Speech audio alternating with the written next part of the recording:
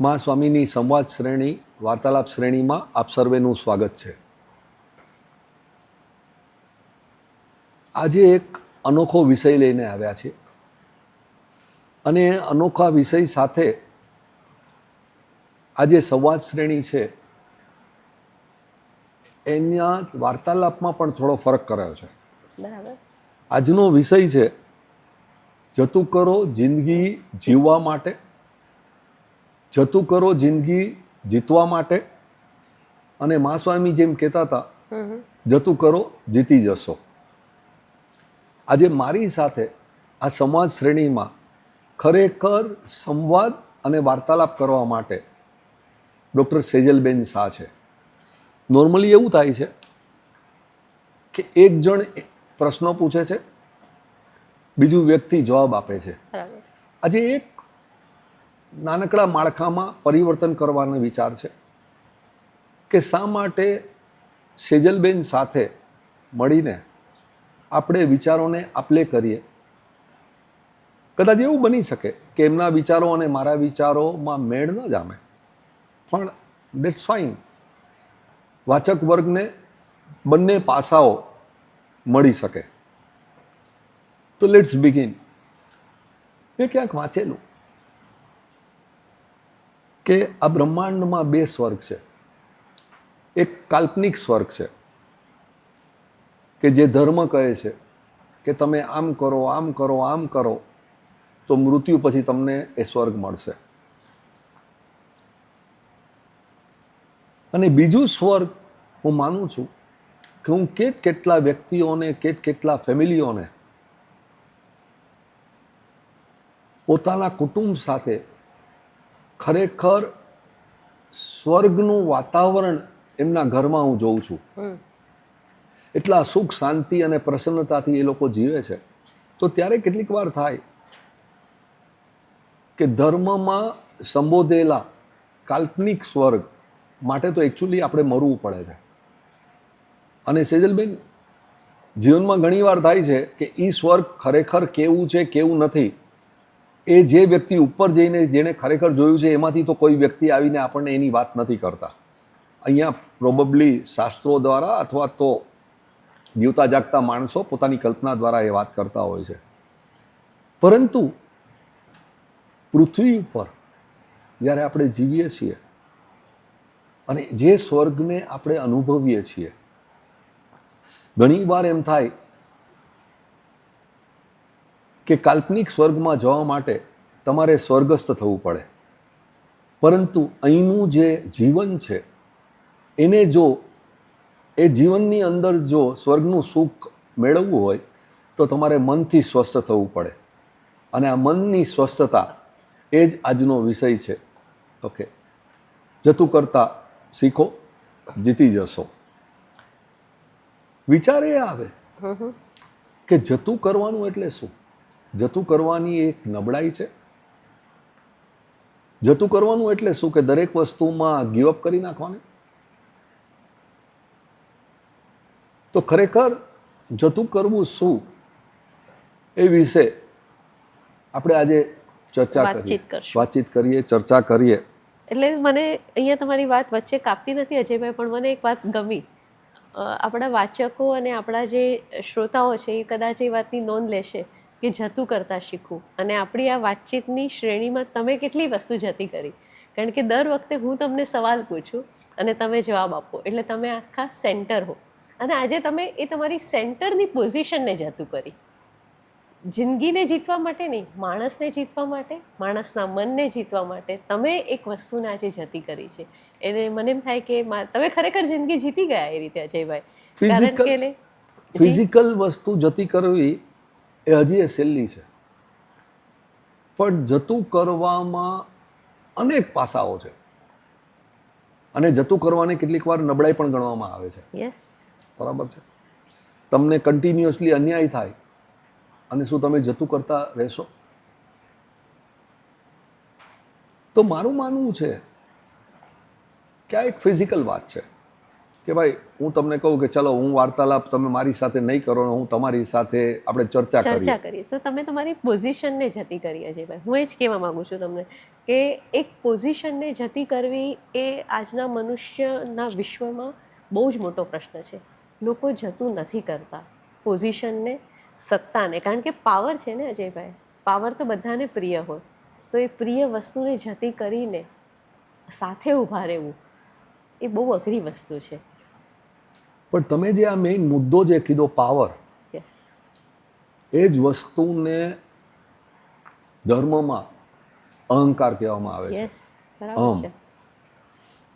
અને જો ખરેખર આ જતું શેની માટે કરવાનું, પેલા મૂળભૂત વાત તો એ આવે છે કે મારે જતું શું કરવા કરવાનું.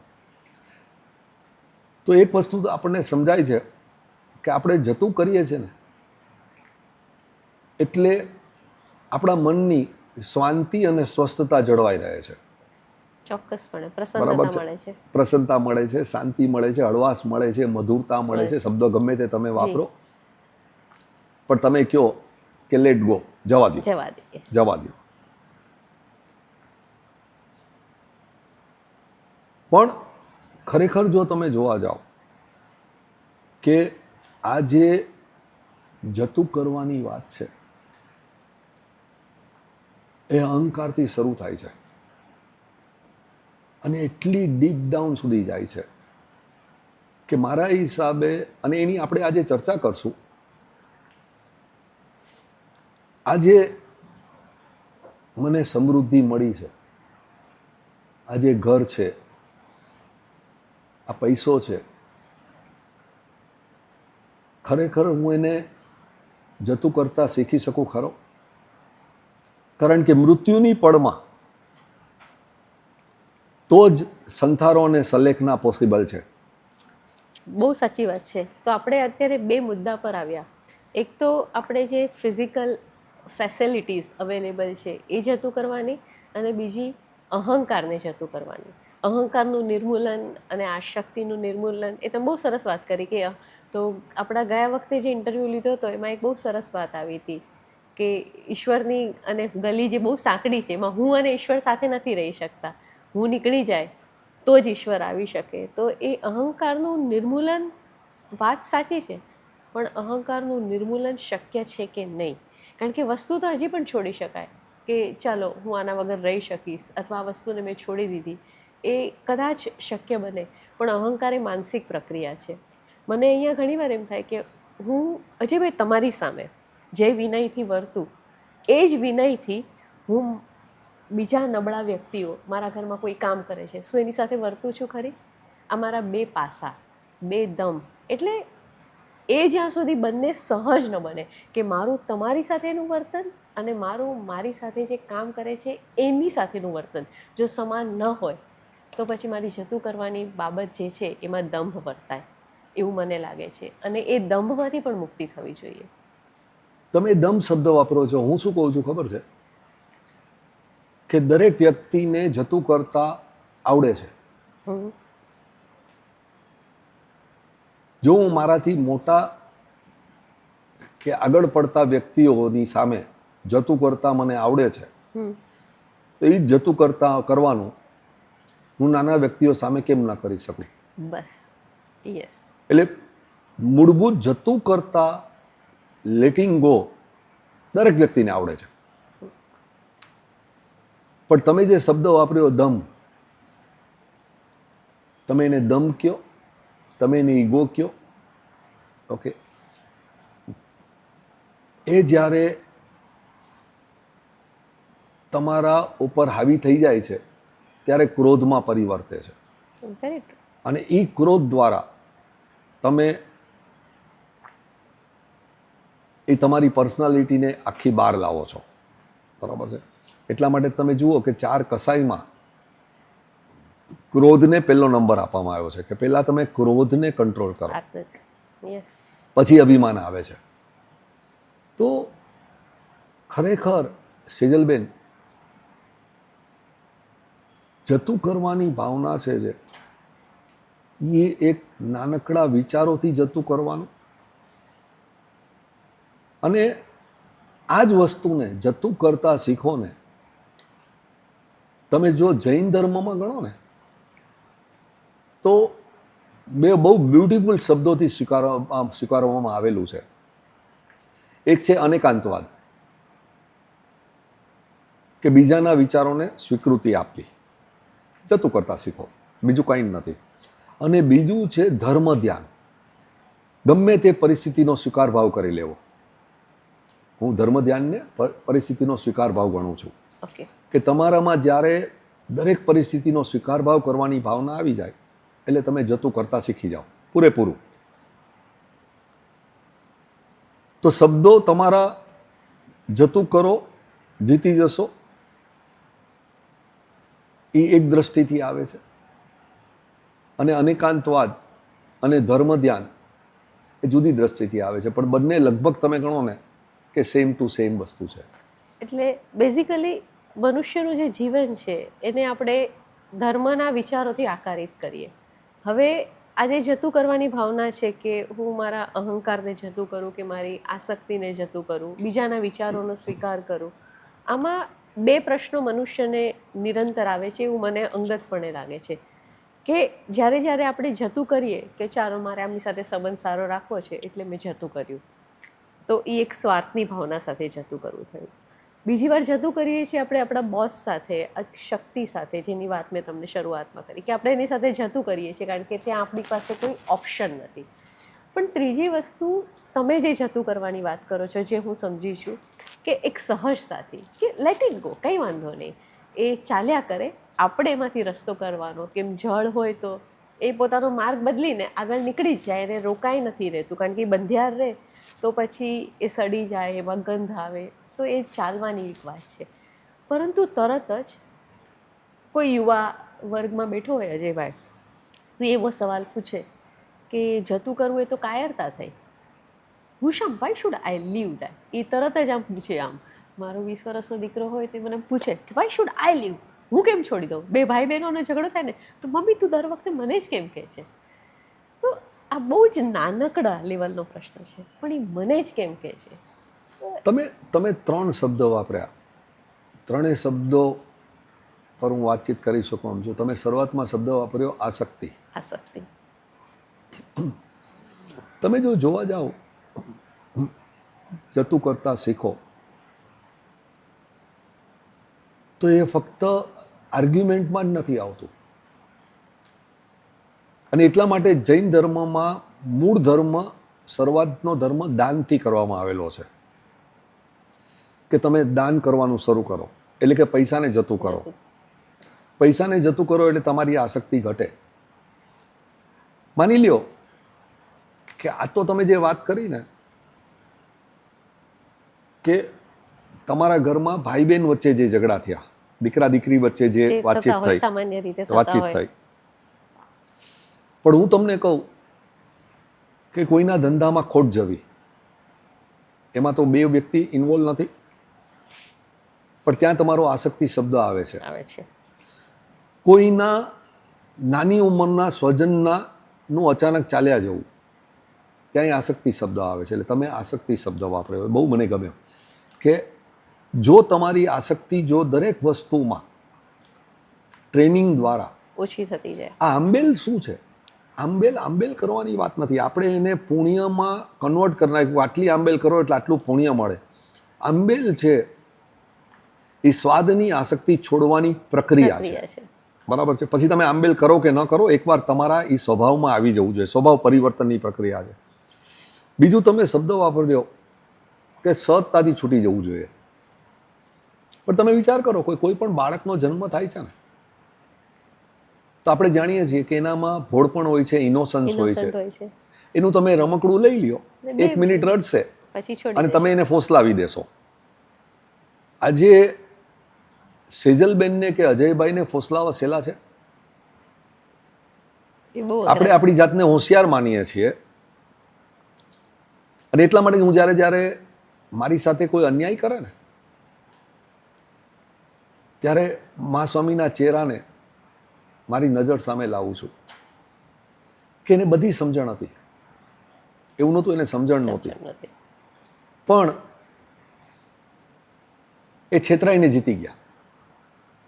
કેટલીક વાર છેતરાઈને જીતવું એ બહુ મોટી વાત છે, પણ આ છેતરાઈને જીતવું એ સમજણમાં આવતા ખરેખર સ્વભાવમાં ટોપ લેવલની સ્વસ્થતા લાવવી પડે. એટલે તમે ઘણી સારી વાત કરી. એટલે મૂળ આપણે જે કહેવા માંગીએ છીએ, મને લાગે છે કે આપણે કમસે કમ એ પોઈન્ટ ઉપર તો સહમત છીએ અજયભાઈ, કે જતું કરવાની જ્યારે વાત કરીએ છીએ ત્યારે આપણે કાયરતાની વાત નથી કરતા. આપણે એ સહજતાથી, તમે જે બહુ સરસ કીધું મા સ્વામી માટે, કે એ છેતરાઈને જીતી જવું, કે એમાં ઠીક છે કંઈ વાંધો નહીં, એના માટે પકડી ન રાખવું કે ભલે મને એ મૂર્ખ બનાવે છે તો કંઈ નહીં, એ મૂર્ખ બનવાની પણ મારી પસંદગી છે, કારણ કે હું મારા આત્માના ઉદ્ધાર માટે કે મારી પ્રસન્નતા માટે અથવા મારા એક સ્વસ્થમય જીવન માટે હું આનો સ્વીકાર કરું છું. આ સ્વીકાર બહુ સારી વસ્તુ છે, પરંતુ મોટે ભાગે નાનપણથી મનુષ્યને જે કેળવણી આપવામાં આવે છે, સહજ કેળવણી આપવામાં આવે, તારે જીતવાનું છે, તારે જીતવાનું છે, તારે પહેલો નંબર લાવવાનો છે, તારે મોટા થઈને આટલું સંભાળવાનું છે, તારે આમ કરવાનું છે. તો આ જે કરવાનું છે એક આખી લિસ્ટ હોય, નામાવલી તમારી પાસે, કે તમારે મોટા થઈને આટલું આટલું આટલું આટલું કરવાનું છે. હવે એ માણસ એ વસ્તુ માટે એકદમ ફોકસ થઈ જાય કે મારે તો આ કરવાનું જ છે. પછી બીજો શબ્દ એમાં આવે છે, at any cost you have to do this, at any cost. So જ્યારે એ એટ એની કોસ્ટ કરે ત્યાં પછી એ જતું કરવાનો ભાવ એનો ખબર નહીં, આપણે એનામાંથી કાઢી લઈએ છીએ અથવા એ નીકળી જાય છે. તો એક તરફ એની વાસ્તવિક ચેલેન્જીસ છે, બીજી તરફ એના જીવનની પ્રસન્નતા છે. જીવનની પ્રસન્નતાને ખરેખર ભૂલી જાય છે અજયભાઈ વાસ્તવિક ચેલેન્જની સામે. આમાં બે વાત છે. એક વસ્તુ તમે જે વાત કરી કે બાળક તરીકે જન્મેલા બાળકમાં ઇનોસન્સ હતું, ભોળપણ હતું, ક્યુરિયોસિટી હતી, કુતૂહલતા હતી. એને તમે જેમ કીધું એ રીતે આપણે કમ્પેરિઝન અને કોમ્પિટિશન મોડમાં લાવી દીધી. આપણે એને સરખામણી અને હરીફાઈના મોડમાં લાવી દીધી. હવે એક જસ્ટ હસવા માટે તમારો દાખલો આપું કે તમારા દીકરાને તમે કહો કે આ આપણું છે, તું ક્યાંય છેતરાતો નહીં, આ આપણું છે, આ પકડી રાખજે, આપણા પૈસા છે, આપણી સંપત્તિ છે, આપણો નંબર પહેલો આવવો જોઈએ, આપણું જોઈ લે. અને એ જડમૂળથી સંસ્કાર એના મનમાં બેસી ગયા કે આ આપણું છે. હવે એ લગ્ન કરે છે અને લગ્ન કરીને એ વિચાર કરે છે કે આપણું એટલે શું, તો હું, મારી વાઈફ અને મારી પત્ની, એ આપણામાંથી મારા મા બાપ નીકળી ગયા. હવે સેજલબેનને દુઃખ થાય છે કે નહીં? ડેફિનેટલી થાય. તો એ દીકરાને જે આપણાની ડેફિનેશન શીખવાડી, કોણે શીખવાડી? એ જ વાત છે, આપણે જ શીખવાડીએ છીએ. આપણે જ શીખવાડીએ છીએ.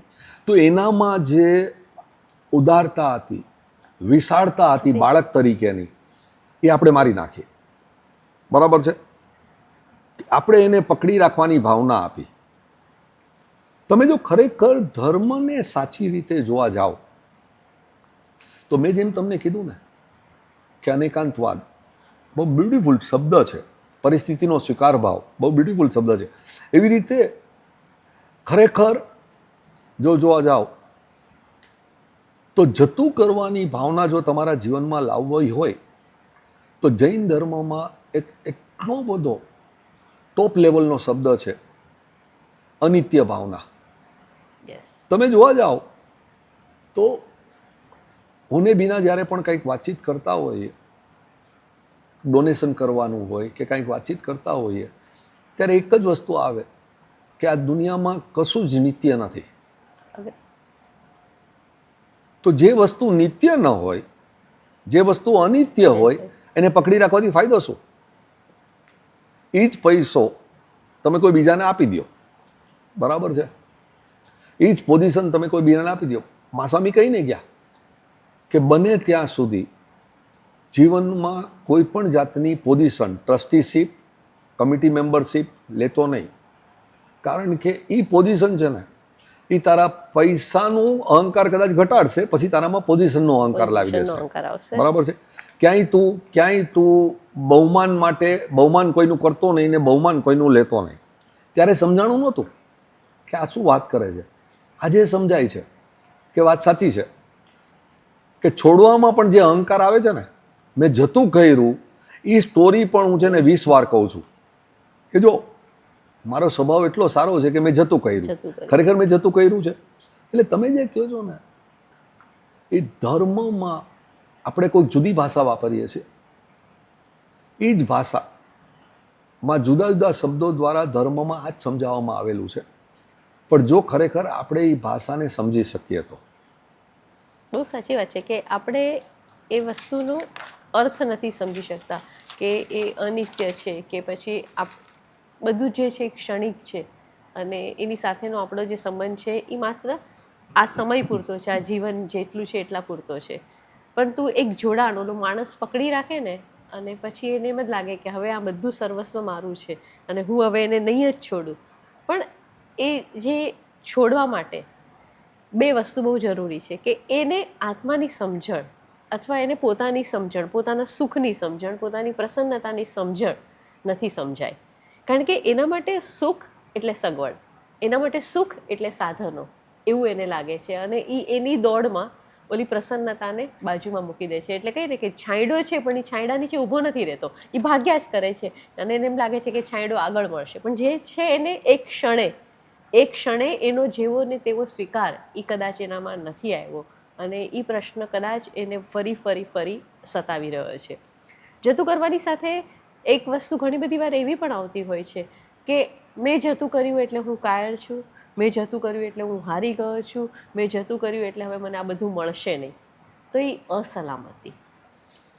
આપણે એ અસલામતી પર આવીએ કે કાયરતા પર આવીએ એ પહેલાં તમારા 2 પોઈન્ટ કે ખરેખર બધા જ ધર્મો, અને એટલા માટે જ આજની યંગર જનરેશન ધર્મથી વિમુખ થતી જાય છે. એક પણ ધર્મ જીવન જીવવાની કળા સમજાવતો નથી. તમે સમજી લો, ઇસ્લામ ગણો, ક્રિશ્ચિયાનિટી ગણો, જૈનિઝમ ગણો,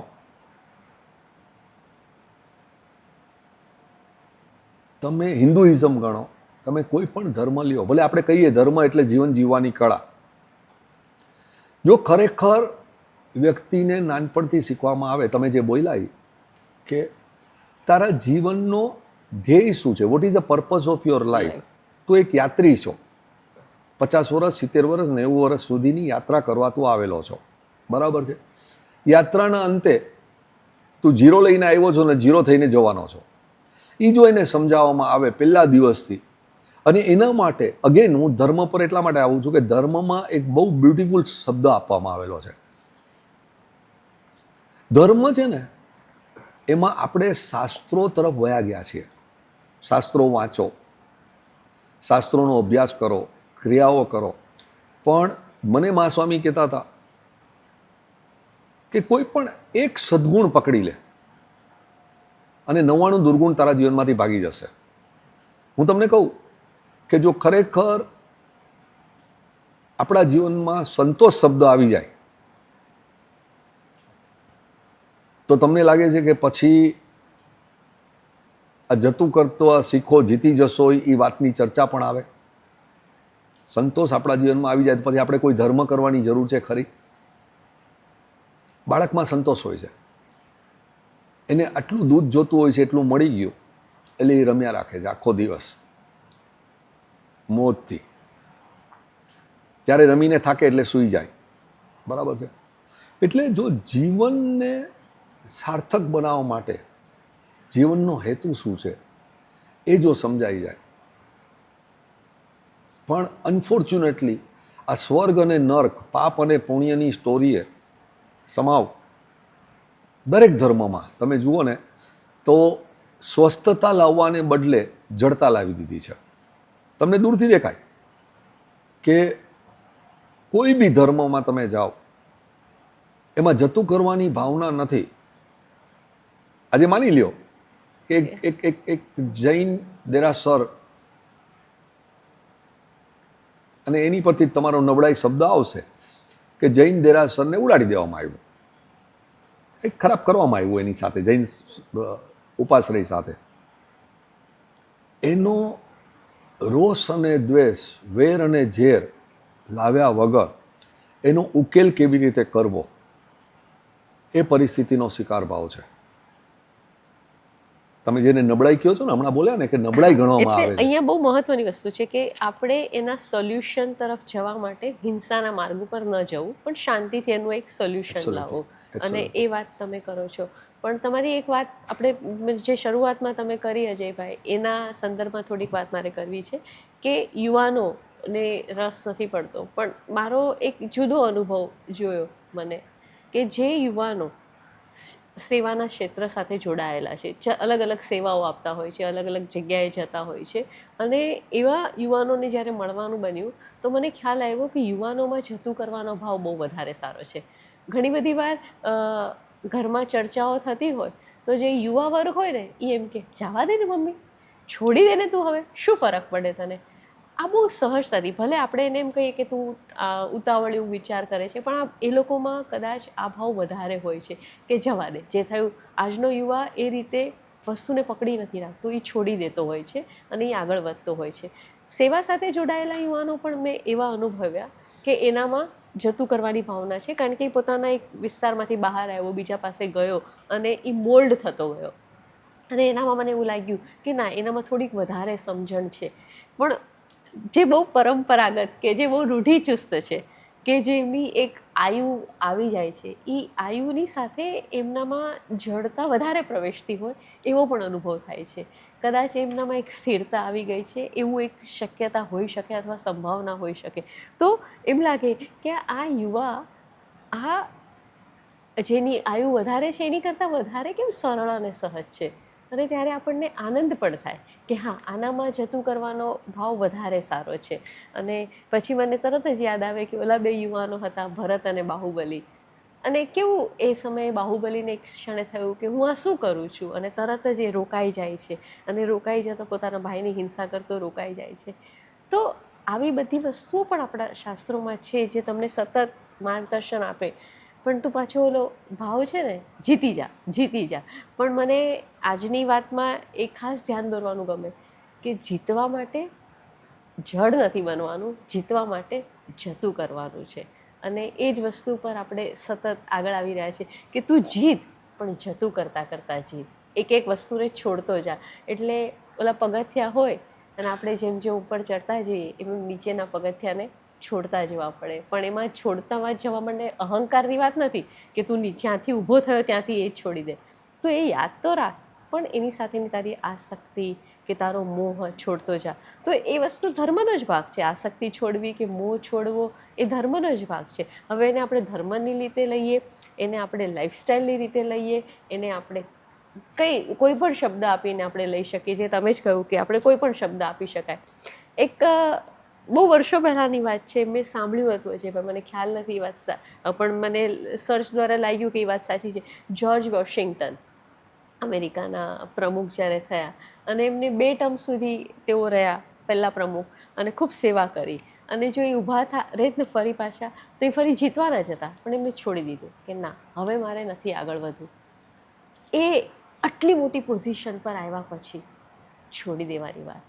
અબ્રાહમ લિંકન કેટલા સમય સુધી જેલમાં હતા, અને પછી પોઝિશન પર આવ્યા ત્યારે એમના અંદર પોઝિશનની ચરબી ન આવી, પણ એમનામાં એ હળવાશ આવી, એમનામાં એ ભાવના આવી કે ના.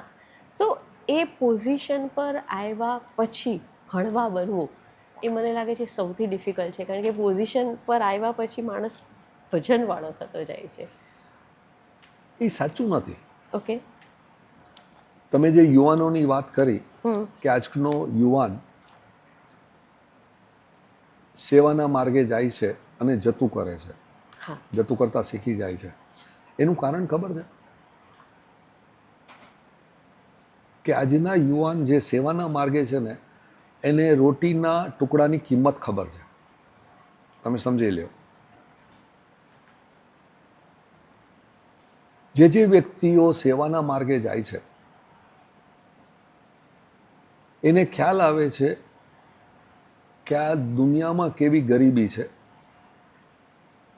કેવો કારમો ભૂખમરો છે. રોટીના ટુકડા માટે માણસ તડવડે છે. એક નાનકડી સ્ટોરી વાંચેલી હમણાં સ્ટોરી હશે કે સત્ય ઘટના છે, લગભગ સત્ય ઘટના છે. આફ્રિકાના એક નાનકડા બાળકને અમેરિકા લાવવામાં આવ્યો, સખત બીમાર હતો. એના હાર્ટમાં પ્રોબ્લેમ હતો, ફેફસામાં પ્રોબ્લેમ હતો, બધા જાતના પ્રોબ્લેમ હતા. અને ડૉક્ટરને ખ્યાલ હતો કે આ બાળક કદાચ જીવી નહીં શકે, પણ છતાં આપણે જીવાડવાનો કોશિશ કરવાની છે, બેસ્ટ ઓફ ધ ટ્રીટમેન્ટ આપવાની છે. બાળક ભાનમાં હતો. એની મેજર સર્જરી હતી 12, 14, 18 કલાકની. ત્યારે ડૉક્ટર એને પૂછે છે કે તને સર્જરીમાં લઈએ ત્યારે બેભાન કરી નાખશું, તો તારી કોઈ પહેલાં ઈચ્છા હોય. છોકરો શું બોલ્યો તમને સાંભળવું છે? મને નાનકડો રોટલીનો ટુકડો મળશે ખાવા માટે. ડૉક્ટર સ્ટન થઈ ગયા. તો એ જેણે સેવા કરી હોય છે ને, ઝૂંપડપટ્ટીમાં જઈને નાના નાના ગરીબ માણસોને, પછી એ વ્યક્તિના જીવનમાં ધર્મની જરૂર રહેતી જ નથી, કારણ કે ધર્મના સિદ્ધાંતો એના જીવનમાં ઓટોમેટિકલી આવવા માંડે છે ને એના જીવનને પરિવર્તિત કરી નાખે છે. ધર્મના સિદ્ધાંતો માટે જૈન ધર્મના આગમો વાંચવાની જરૂર નથી. જૈન ધર્મના ઇવન નવકાર મંત્ર બોલવાની જરૂર નથી. એક શબ્દ તમને હાર્ટને ટચ કરી ગયો, જે મેં તમને કીધું કે મૈત્રી છે, કરુણા છે, સંતોષ છે, અહિંસા છે. અહિંસા એટલે કીડી મકોરાને મારવાનું કે કાંદા બટેરાને ખાવાનું નથી. અહિંસા એટલે કોઈના દિલને પણ દુઃખ નહીં દેવાનું. એ અહિંસાની અંતિમ ડેફિનેશન છે. મારા થકી કોઈ પણ જીવને દુઃખ નહીં થવું જોઈએ. તો એક જ શબ્દ ઉપર માણસ જો ચિંતન મનન મંથન કરવા માંડે, અને યંગર જનરેશન એ બાજુ જાય છે. તમે શું માનો છો કે આ યંગર જનરેશનમાંથી કેટલા જણાએ ઇવન આગમ શબ્દ સાંભળેલો હશે? વાંચવાની તો પછીની વાત છે, પણ એ લોકો પ્રેક્ટિકલ થઈ ગયા છે. નંબર 1 કે ભાઈ આ થાય અને આ ન થાય, બરાબર છે. એમાંય જે યંગર જનરેશન સેવાના માર્ગ પર જાય છે, એ લોકો તો એમ માને છે કે ખરેખર ધર્મ એટલે બીજાને સુખ આપવું. હું કેટલા યંગસ્ટર્સના ટચમાં છું. તમે જુઓ, હું તમને કહું કે હું જૈના ઓલ્ડ જનરેશન, જૈના એટલે યુએસએનું જે છે ફેડરેશન, ઓલ્ડ જનરેશનમાં ને જોઉં છું અને જૈના યંગ જનરેશનને જોઉં છું. અને એના વિચારોમાં જે તમને ડિફરન્સીસ જોવા મળે, તમે જે કીધું એ જ રીતે, માઇન્ડ બોગલિંગ. અને ત્યાં જ એક આશાનો તંતુ બંધાય છે કે ખરેખર ધર્મ સાચા સ્વરૂપે કદાચ મારું માનવું છે કે નેક્સ્ટ 10-15 વર્ષની અંદર પાછો બહાર આવશે. આ રિચ્યુઅલ બંધ થઈ જશે, આ દંભ આડંબર કદાચ બંધ થઈ જશે. 10-15 વર્ષ રહેશે, પણ ધીમે ધીમે ધીમે ધર્મ એટલે જતું કરતા શીખો. જતું કરતા શીખો એટલે, અને ભગવાન મહાવીર સ્વામીએ બહુ 3 સારા શબ્દ આપેલા છે. કોઈ પણ વસ્તુ મન, વચન અને કાયાથી કરો. સૌથી પહેલાં એણે મનથી કીધું છે, જતું કરો મનથી, જતું કરો વચનથી, અને જતું કરો કાયાથી. અને એ જતું કરવાની જો ભાવના આવી જાય તો it's a wonderful feeling. So basically જતું કરવા સાથે એક બહુ મહત્ત્વની વસ્તુ જોડાયેલી છે, ફ્લેક્સિબિલિટી. તમે કેટલા ફ્લેક્સિબલ છો. એક તો તમારો સ્વીકાર ભાવ, તમે એની સાથે કેટલું કમ્પેશનેટ એટલે અનુકંપાથી વર્તી શકો છો. અનુકંપાથી વર્તવાની સાથે સાથે સામેવાળાને તમારે સાંભળવાની શક્તિ તમારામાં કેટલી ડેવલપ થયેલી છે, અને સાથે સાથે તમારામાં એ મૈત્રી ભાવ કેટલો કેળવાયેલો છે. પરંતુ આ બધામાં એક ફ્લેક્સિબિલિટી, તમારી જડતા તમારામાં ન આવે અને તમે પરિસ્થિતિ સાથે અનુકૂળતા પ્રમાણે પણ આ બધી વસ્તુ મને લઈ જાય છે કેરેક્ટર બિલ્ડિંગ તરફ. તમારા ચરિત્રનો કઈ રીતે વિકાસ થાય છે, how you built your character.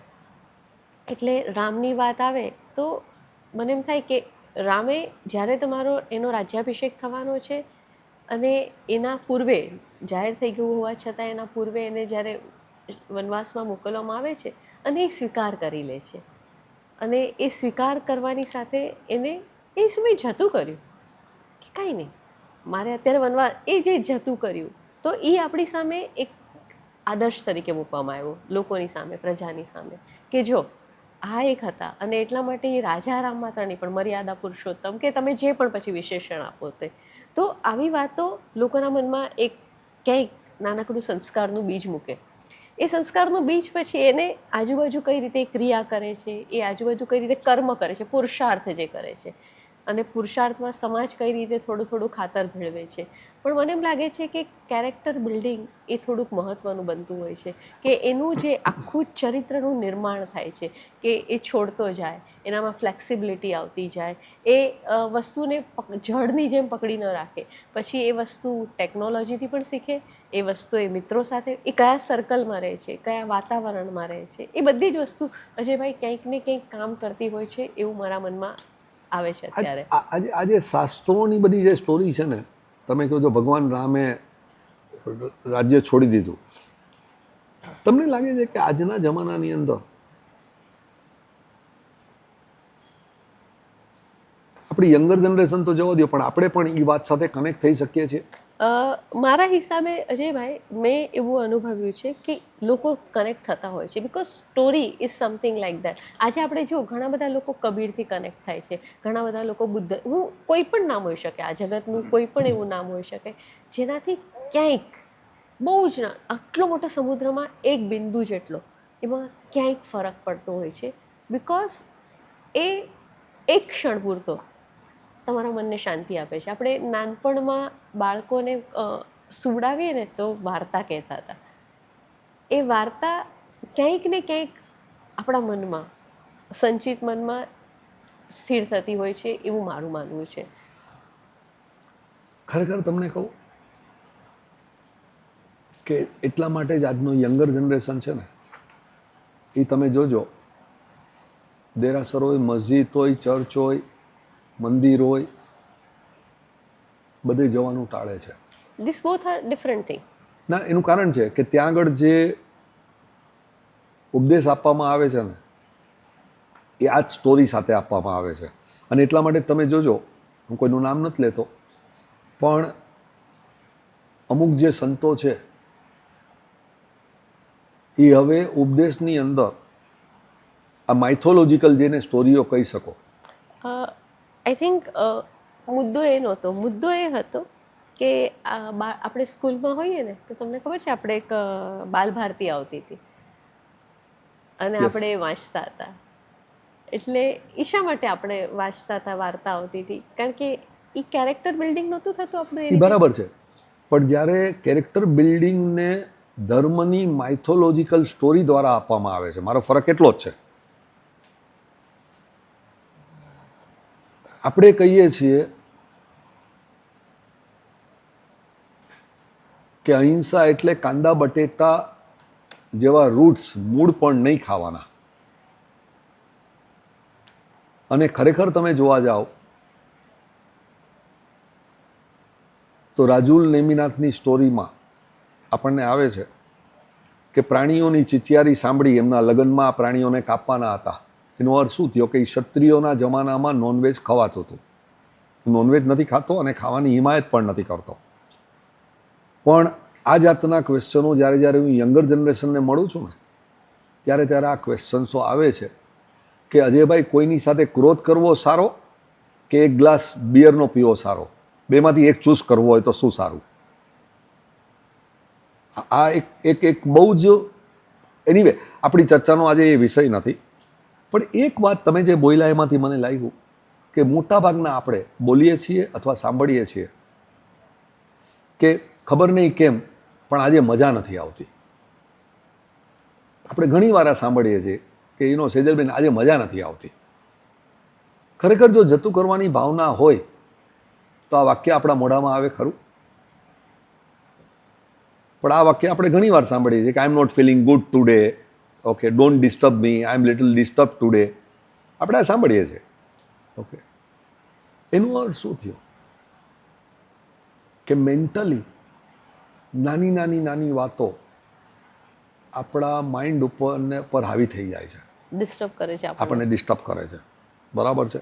I am not feeling well, not physically તો તમે જુઓ છો કે ભાઈ તમે તો બરાબર છો, ફર્સ્ટ ક્લાસ છો.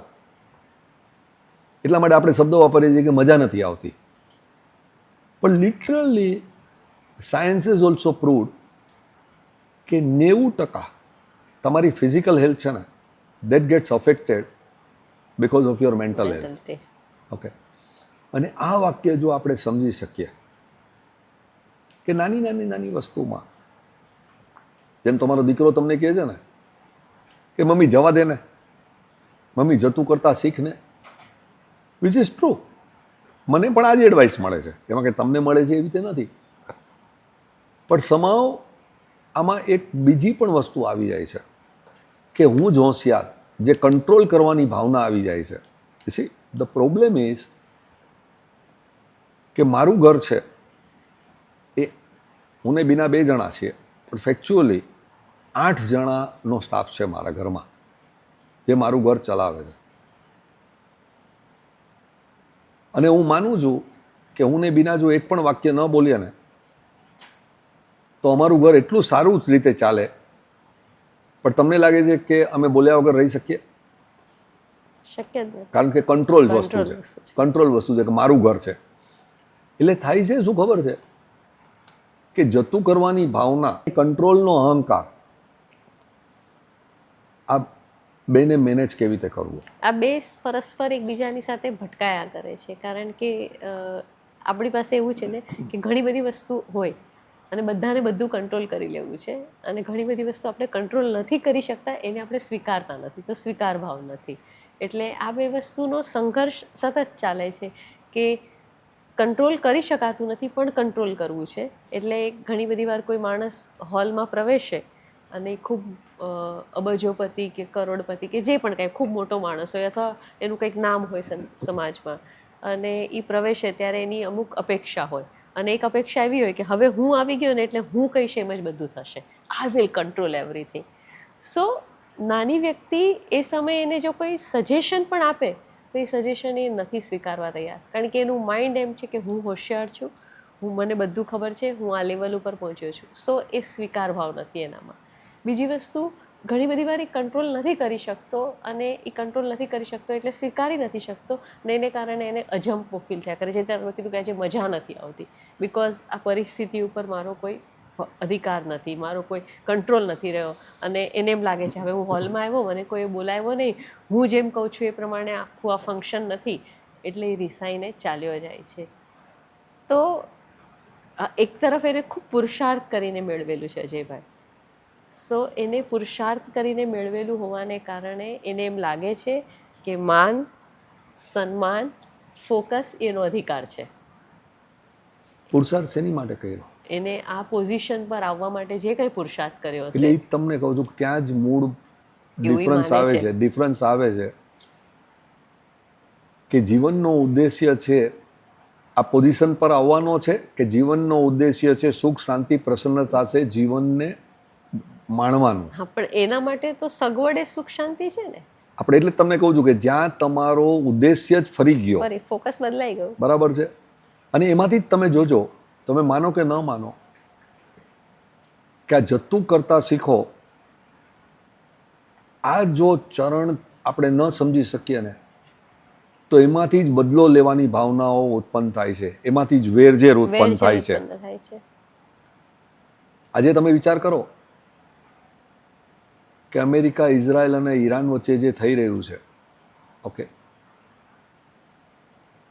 આમાં ખરેખર જતું કરવાની ભાવના છે કે બદલો લેવાની ભાવના છે? એમાં અહંકાર, સત્તાની લડત અને અહંકાર કેટલો બધો છે, અને બદલો અહંકાર છે, વેર બદલો લેવો છે. લેવાની ભાવના છે, સત્તા છે, મારો સ્વાર્થ છે. હું ગઈકાલે રાતના એક અમેરિકાના બહુ મોટા માણસ સાથે વાત કરતો હતો.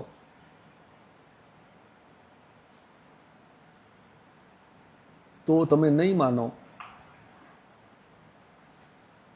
એ ભાઈ એટલા બધા ખુશ હતા શેનાથી? આ લડાઈથી.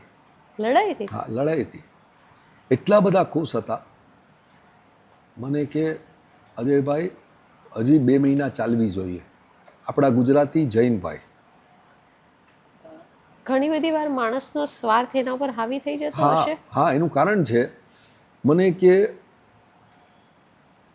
કે આર્મ્સ બનાવવાની એક ફેક્ટરીની અંદર, હથિયારો બનાવવાની ફેક્ટરીની અંદર મારી ને મારા દીકરાની 20% પાર્ટનરશિપ છે.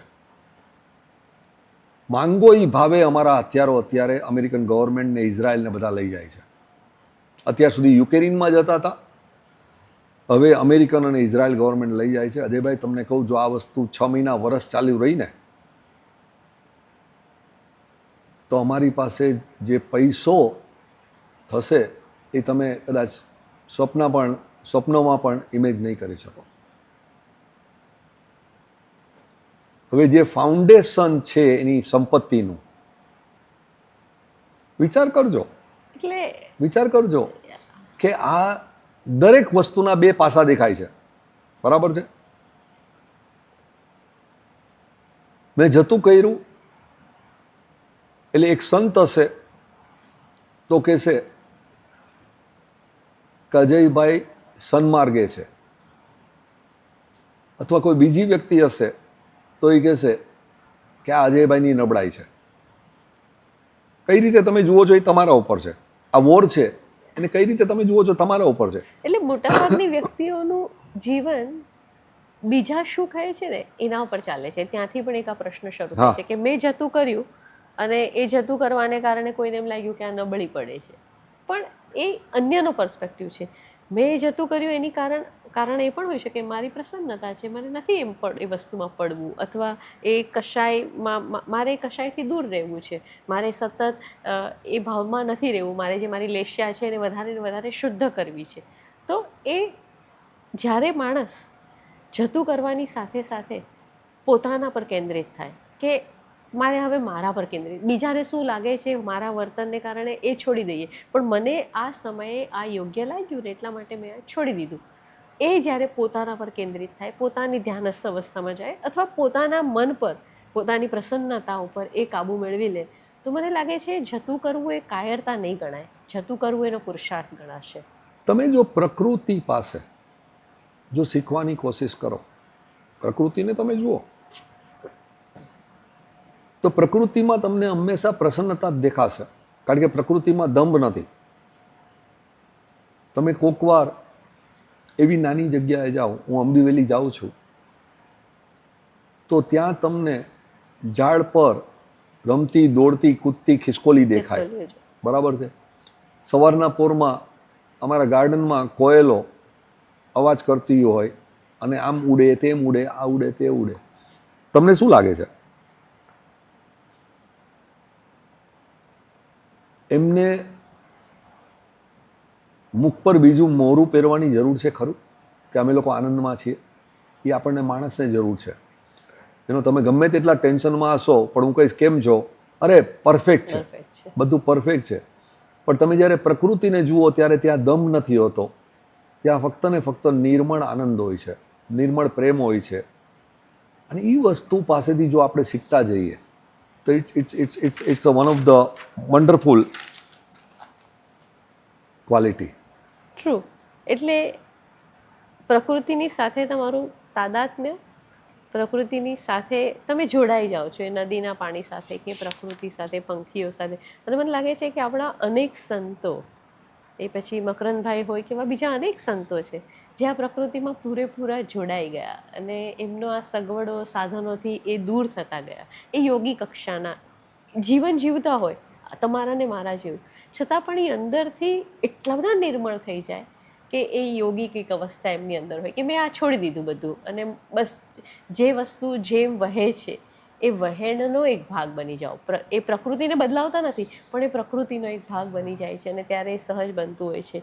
એક રૂમી નામના છે, આપણે જાણ્યો છે એના વિશે તો ઘણું બધું, પણ એને બહુ સરસ કીધી હતી કે બહાર એક મેદાન છે અને ત્યાં આ સાચા ખોટા એવું કશું જ નથી, હું તમને ત્યાં મળીશ.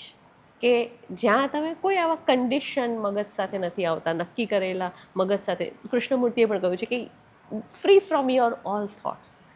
અને એ જે સહજતા જે ભાઈ આવે, મને લાગે છે એ પણ એક જતું કરવા જેવું વાત છે. કારણ કે એ સહજતા આવી ગઈ. સહજતા એટલે સ્વીકાર ભાવ, અને સ્વીકાર ભાવ એટલે જતું કરતા, કંટ્રોલ છોડી દેવાની વાત આવી. એટલે એ જે મા સ્વામી કહેતા હતા ને, મને સમજાવતા હતા, હું જ્યારે એને પૂછતો હતો સંયમ, ત્યાગ અને વૈરાગ્યનો અર્થ, આપણામાં આ 3 શબ્દ બહુ મહત્વ આપેલું છે આપણા ધર્મમાં. ત્યારે એ મને કહેતા હતા કે કોઈ પણ વસ્તુને છોડવાની જરૂર નથી. કોઈ પણ વસ્તુને છોડવાની જરૂર નથી.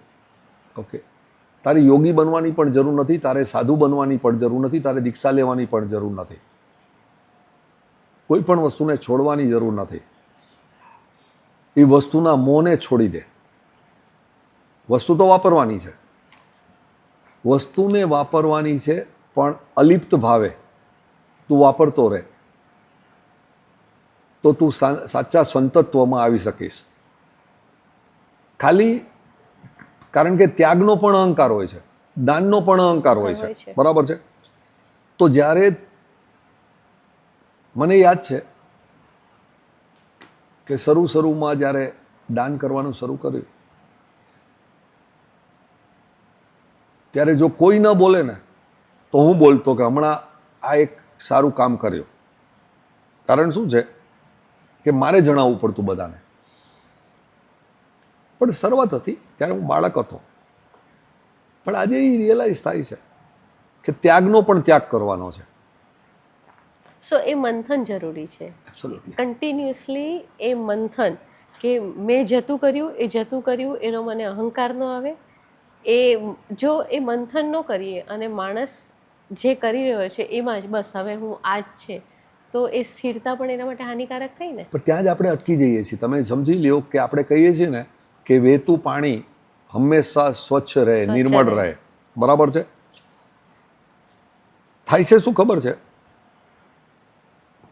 હું જૈન ધર્મની વાત કરું છું કે 14 ગુણસ્થાનકોની વાત કરી છે જુદી જુદી રીતે. પણ મારા જીવનમાં હું ગણું છું કે 14 પગથિયા છે.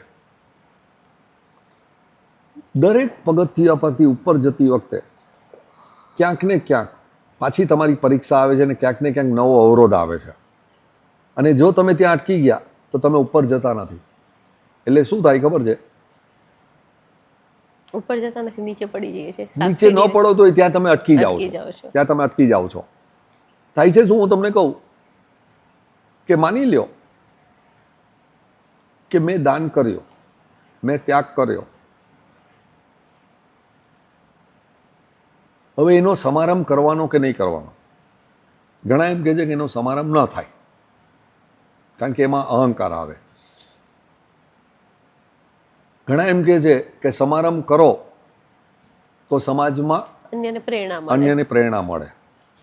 પણ એની આપણે અન્યને બાજુમાં રાખી દઈએ કારણ કે આપણે તો આપણી જિંદગી આપણા માટે જીવવી છે, બરાબર છે.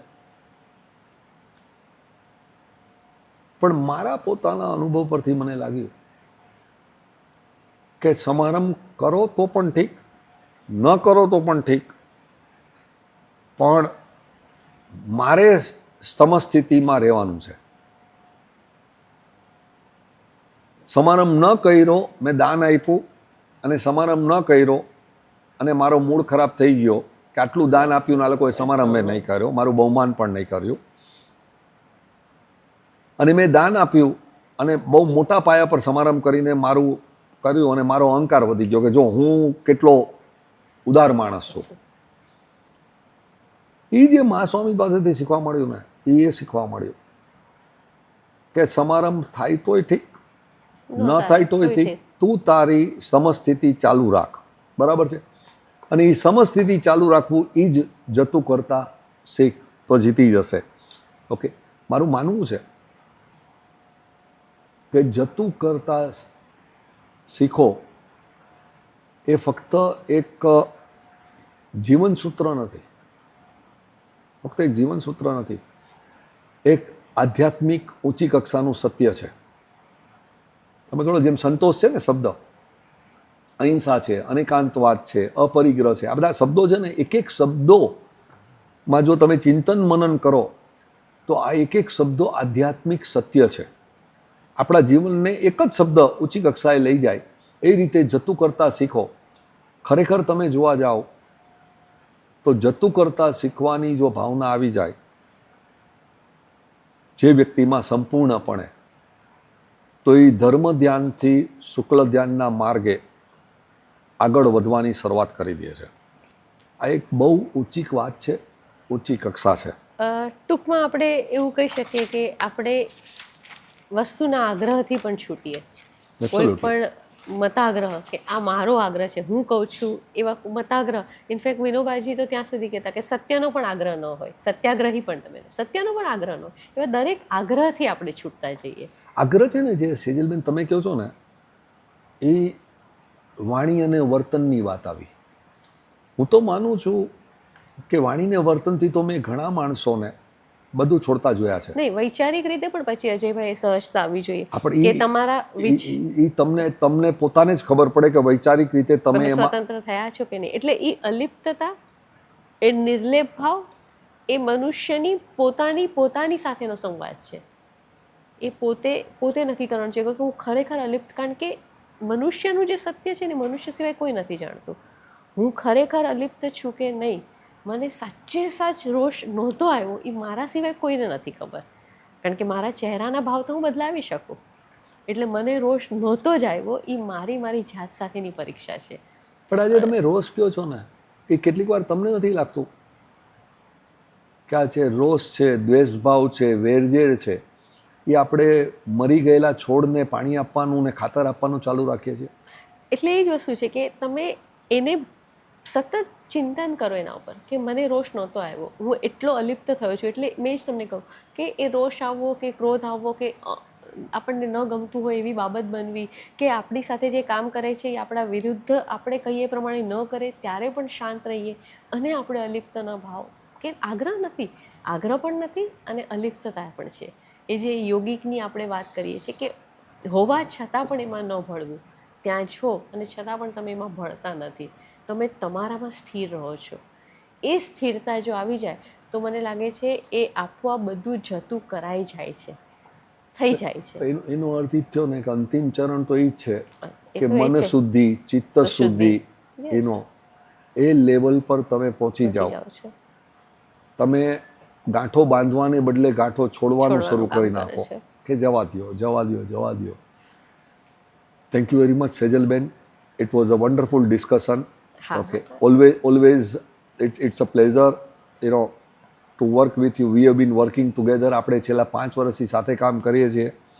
ખરેખર હું માનું છું કે મા સ્વામીની આ મારા પર અનંત કૃપા છે કે તમારા જેવા વ્યક્તિત્વ સાથે મળવાનું, કામ કરવાનું, વિચારોની આપ-લે કરવાનું અને તમારામાંથી ઘણું બધું શીખવાનો મને લાભ મળ્યો. Thank you. ખરેખર તો આભાર મારે માનવો જોઈએ અજયભાઈ, કારણ કે તમારા નિમિત્તે અને તમારા માધ્યમથી હું મા સ્વામીના આટલા બધા વિચારોની નિકટ આવી અને મને જાણવા મળ્યું. અને મને તમારી સાથેની સૌથી મોટી બાબત એ છે કે તમે ગમે તેટલું કરો પણ તમારામાં એક સહજતા છે. તમે જુદા વિચારને પણ શાંતિથી સાંભળી શકો છો. એટલે આ તો હું તમારી પાસેથી જ શીખી રહી છું. એટલે મારે ખરેખર તમારો આભાર માનવો જોઈએ, કારણ કે તમે પણ ઘણી બધી વાર ઘણું બધું જતું કરતા હશો અને એ જતું કર્યા છતાં પણ તમે જો હસી શકો છો તો એનો એક આનંદ છે અને પ્રસન્નતા છે. ખૂબ આભાર. Thank you. Thank you.